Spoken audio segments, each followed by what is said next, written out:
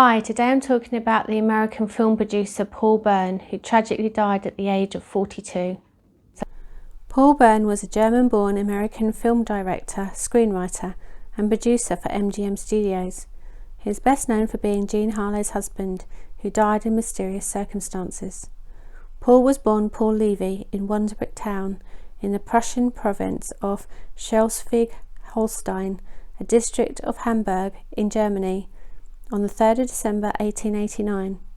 He was one of 6 children born to Julius and Henriette Levy. Julius decided to move his family to the United States for a better life. They settled in New York City. Julius died in 1908. Henriette drowned herself in 1920. Paul started acting but didn't fare very well, so he moved into film editing, then wrote and directed for Paramount Studios and United Artists. He was the production assistant of M.G.M. film producer Irving Thalberg. He then became a producer at M.G.M. Studios himself. The movie Grand Hotel, which has a star-packed cast of Greta Garbo, John Barrymore, Lionel Barrymore, Joan Crawford and Wallace Beery, was produced by Paul and Irving. It was released 6 days after Paul's death and won the Best Picture Oscar in 1932. Paul, by all accounts, was a very loving and kind person. He was madly in love with actress Barbara Lamar and helped her with her career, although it wasn't a romantic relationship. She didn't feel the same, but they had a great friendship. He paid for her medical and funeral expenses when she died at the age of 29 in 1926.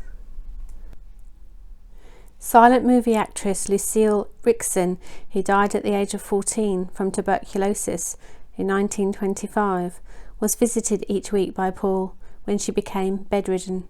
He would bring her gifts and read to her. Paul met actress and sex symbol Jean Harlow shortly before the premiere of her movie Hell's Angels in 1930 and had strived to enhance her career after falling madly in love with her. They announced their engagement in June 1932 and married on the 2nd of July the same year. Harlow was 21 and Paul was 42. 2 months later, on the 5th of September 1932, he was dead from a gunshot wound to his head in their marital home, 9860 Eastern Drive, Beverly Hills, California. The coroner ruled it as self-inflicted. A note was discovered at the scene. It read, "Dearest dear, unfortunately this is the only way to make good the frightful wrong I have done you and to wipe out my abject humiliation. I love you, Paul. You understand that last night was only a comedy."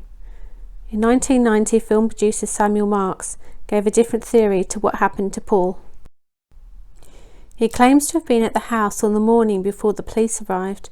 He stated in a book he published called Murder, Hollywood Style, Who Killed Jean Harlow's Husband, that he saw Paul's boss, producer Irving Thalberg, tampering with things. This is Irving Thalberg.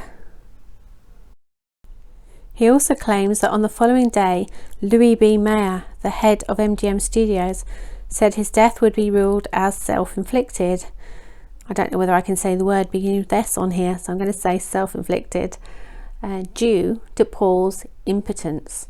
This was a strategy to try to make sure the scandal didn't harm Jean Harlow's movie career and her box office success would continue. Paul was apparently sleeping with his secretary, Irene Harrison, during the time he was with Jean, so he wasn't impotent. Sam Marx's theory is that Paul was killed by his mentally unstable ex-common-law wife Dorothy Millette, whose real name was Adele Roddy.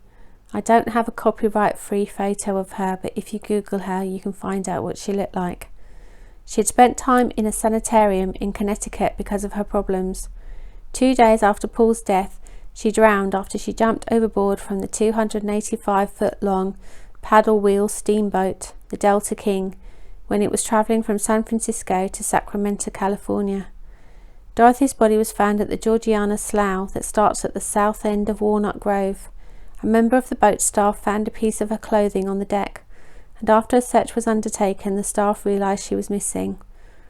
On the 14th of September, nearly a week later, Japanese fishermen found her badly decomposed body. It was reported her hair and scalp were missing, and the propellers of boats sailing the river probably caused this. Here is a photo of the Delta King steamboat.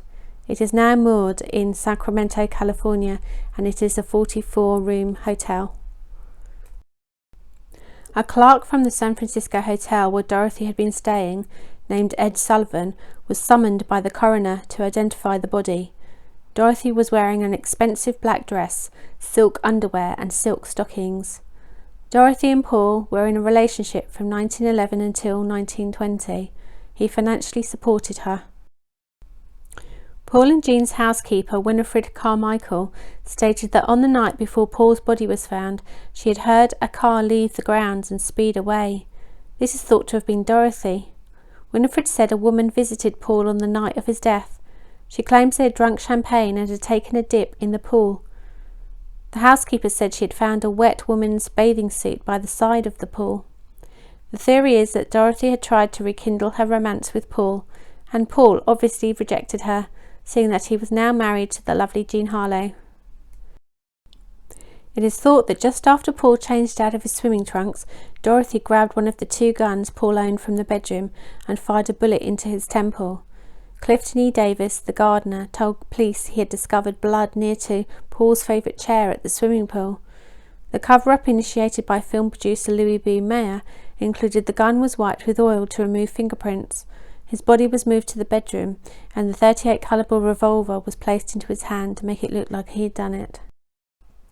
The note left at the scene was genuine and written in Paul's handwriting, but it related to an argument about Jean wanting to move to a new house.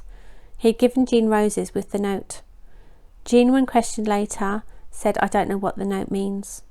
Another theory is that Paul did kill himself because he thought Dorothy was going to cause problems for him and Jean, and then Dorothy killed herself on hearing of his death. It was Paul's butler and chauffeur, John Carmichael, husband of the housekeeper Winifred, who found his naked body in Jean's all-white bedroom. He was drenched in her perfume in front of a full-length mirror. John fainted at the scene. Jean Harlow had been staying at her mother's house on the fateful evening. To the police and in front of a grand jury, Jean only stated she knew nothing. Jean died less than 5 years later in 1937. Some people thought Jean Harlow shot him or Irene Harrison did. Jean could have shot him because she found out about Dorothy and that he was financially supporting her, or she found out he was having an affair with his secretary, Irene Harrison. Some people thought Irene Harrison shot him because she was madly in love with him and couldn't bear sharing him with Jean. The 2-story Bavaria mansion where Paul died had more tragic events. 2 people drowned in the swimming pool. In 1963 it was rented by celebrity hairdresser J. Sebring.